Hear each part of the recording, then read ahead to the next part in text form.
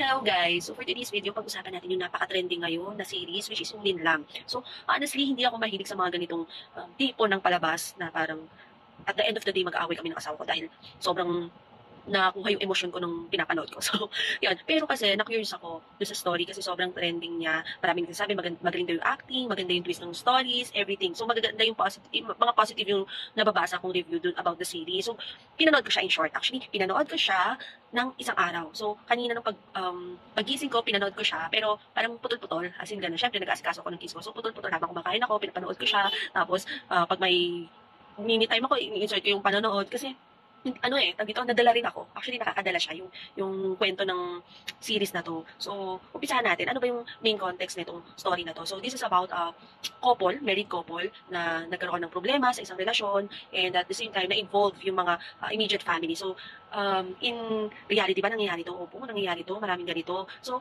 balikan lang natin yung mismong palabas, which is yung Linlang. Ang main cast nito ay sila Kim Chu, na gumaganap bilang Juliana Luwalhati, and then ang husband niya dito sa palabas is si Paulo Avellino, which is si Victor Luwalhati, aka Bangis, kasi mamaya ikwento ko bakit Bangis siya ang tawag sa kanya. And then, of course, magaling na actor na si GM de Guzman, kasama rin dito sa main cast, which is si Alexander Luwalhati. And then, of course, si Maricel Soriano, gumaganap bilang mother ni GM de Guzman as Alexander Luwalhati. Ang pangalan niya dito is Amelia Luwalhati. And then, parang siya ay stepmom ni Victor Luwalhati. So, eto na, dito na tayo sa parang pinaka-summary, yung parang pinaka-ginagalawang istorya.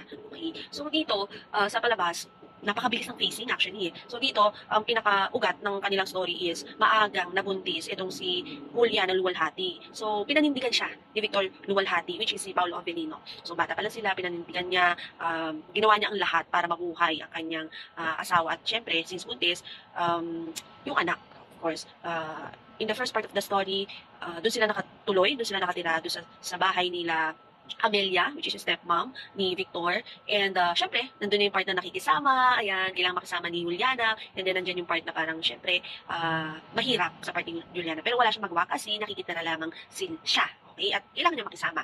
Okay? So, tiniis niya yun, yung mga ganong treatment na parang medyo hindi maganda yung treatment sa kanya nung mother-in-law niya, ganyan. And, pero, yun, nalagpasan naman nila ni Victor yon. Kaya lang, dumating sa time na, ito nga pala, by the way, si Victor nga pala is nagbo-boxing, passion niya, at namanan niya yung skills niya sa tatay niya. Nagbo-boxing din yung tatay niya.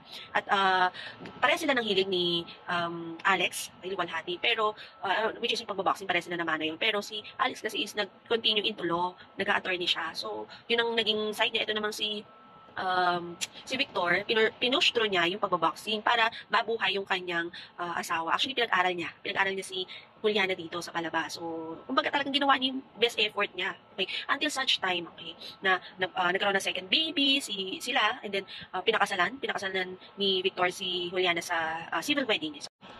So, ito na nga, may nangyari na instances na pumunta si Juliana dun sa boxing gym ni Victor. Tapos naabutan niya na may mga nagpapapicture na babae, mga chicks, kumbaga, hindi na. Syempre, since medyo nagiging sikat na nga itong si Victor as a boxer, hindi naman niya ma-refuse. Kumbaga, parang para sa kanya, is a part of socializing with different people, di ba? Kailangan, mabait ka rin sa kapwa mo. Yun nga lang, syempre, dapat alam mo din yung limitation. So, yun na nga, naabutan ni Juliana na kumakandong pa, kumahalik dito, yung mga gano'n. Syempre, bilang asawa, pitipit mo pa yung anak mo, parang magkakaroon ka na, magsiselos ka. So, in short, umuwi siya, hindi siya nakipag-confrontation doon sa eksenang yun.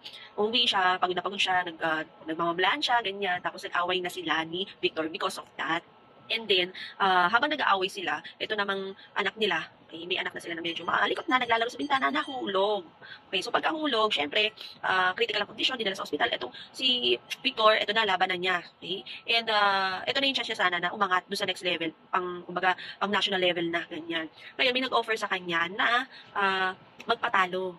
Okay? Dahil, offer malaking halaga, bibigyan siya malaking halaga, kapalit nun ay magpatalo siya. So dahil kailangan niya ng pera para hospital yung anak niya, nagpatalo siya. So in short, sinacrifice niya yung career niya para sa anak niya dahil kailangan niya. So pag punta naman ngayon ni Victor doon sa ospital, patay na ang kanyang anak. So dito na nagsimula yung sitwasyon para sa kanilang mag-asawa na pareha silang nalungkot, nasaktan sa pagkamatay ng kanilang panganay na anak. And ang nangyari dito is hindi nila nadamayan ng isa't isa. So ayun, moving forward, okay, dahil nga may ganitong instances sa kanila, nag-move on na lang sila, pareho in part ways, magkasawa pa rin sila, pero parang hindi sila nag-uusap, hindi nila napag-uusapan yung ganitong bagay. So, si Victor is sumampa ng barko. Okay. Nagsiman siya para matustusan ang pag-aaral, yung mga gastusin ni Juliana sa bahay, sa ano.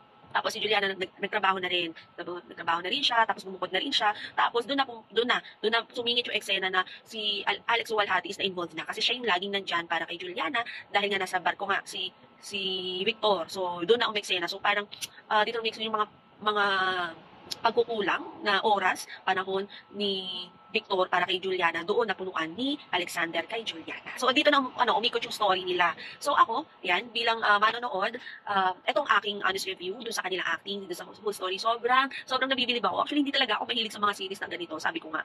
Pero sobrang thumbs up ako sa acting ni Paulo Avellino. Napakagaling ng umarte, napaka-versatile na kaya niyang maging parang monster, na parang serial killer yung ano niya, pero at the same time, kaya niya magpaka-husband, alam mo yun, yung feeling ng husband, kung paano napakahusay. The same with GM, Guzman, and Marisol Soriano. Si Kim Joo, medyo umano, kaya marami nangiinis, kasi yung character niya is parang biglang naging ganon. First time natin nakitaan si Kim Joo na ganito yung kanyang role, and at the same time, maganda yung nabigay sa kanyang role. So, acting skills, sobrang galing. And then yung facing na story, napakabilis. Sa isang series, mga 1 hour, so dami na nangyari. So, ang bilis ng facing, yung mga panahon noon, yung mga series noon, sobrang ang tagal-tagal. So, maiinip ka parang dito hindi, ang bilis ng facing ng story, pag-flip ng story, mga revelation, ang bilis. So, sobrang nakakatuwa in a sense na parang, ay, ganito, may mga plot twist din. So, yung mga matututunan ka rin bilang asawa dito sa story na to. So, unang-una, hindi madali ang pag-aasawa. In their case, si Juliana at si Victor, maaga silang nagsama. Maaga nabuntis si Juliana, nag-aaral pa lang, ayan. So, yun. So, parang hindi talaga siya madali. Yun sa mga gustong pumasok sa mag-asawa agad. Ako, pag-isipan nyo kasi hindi siya madali. And kailangan siyang work as a team. Hindi pwedeng isa lang ang nag-workout kasi hindi siya magiging successful. Kailangan dalawa kayo. Lalo na sa oras ng mga down times ng partner nyo, kailangan nandun ka. Kasi pag wala, hahanapin niya talaga yun sa presence ng iba. Totoo to. Kasi, merong mga tao na nandyan lang sa paligid, nag-aantay lang ng pagkakataon na alam mo yun, na parang sila ang pumalit sa pwesto mo, parang gano'n bilang asawa. Pero wag mo, kung ikaw may asawa na, wag mo hayaan gano'n. So, pag mga oras ng downtime sa asawa mo, you should be the one to be there. Kahit parehas kayong down, try to, to be strong enough, di ba? Yun. Pangalawa, trust plays a big role in a relationship. Napaka-importante. Ito, yung sa kwento ng Linlang, dito nagsimula kasi nakita nga ni Juliana na may mga nagpapapicture, so nagselos agad siya. Okay, part ng relationship ang selos, pero kasi ito yung pinagsimulan. Okay, kung may tiwala ka sa asawa mo, naging honest naman din si Victor kay Juliana na ganito nangyari kasi ganyan, may mga nagpapapicture, syempre hindi naman niya. So, you should be more understanding of that situation kasi dito, yun nga, na-explain naman din ni Victor that time. So, in reality, talagang kailangan ng trust. Okay. So, depende na lang siguro sa sitwasyon. Pagka may mga history na yan ng panloloko, naku, ibang case naman po yan.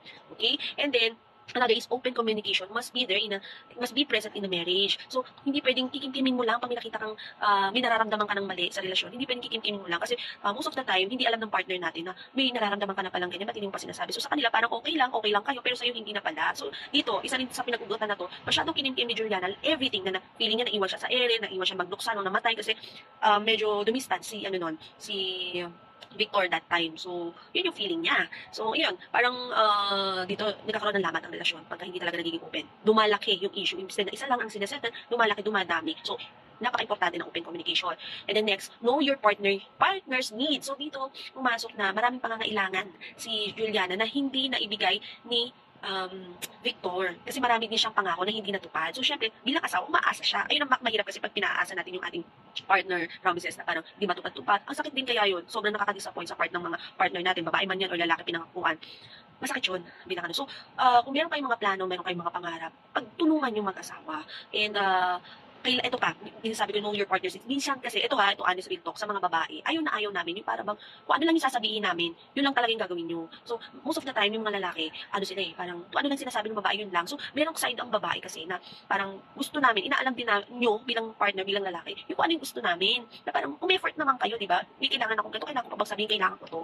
Yun yung ibig ko sabihin. So, kailangan alamin mo rin kung ano yung, kailangan ko ba, parang nalulungkot ako, dapat, ma-feel mo yun na nalulungkot ako, di ba? Parang ganon, kasi kasawa kita yun.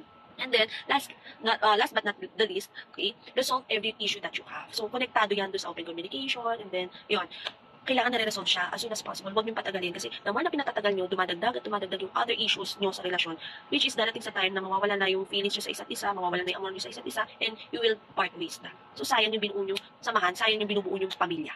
So yun lamang, ako hindi ako nagpo-promote ng palabas, pero sobrang kinontent ko to kasi nga nakikita ko it's part of the marriage, nangyayari talaga sa atin to. Pero so thank you for watching.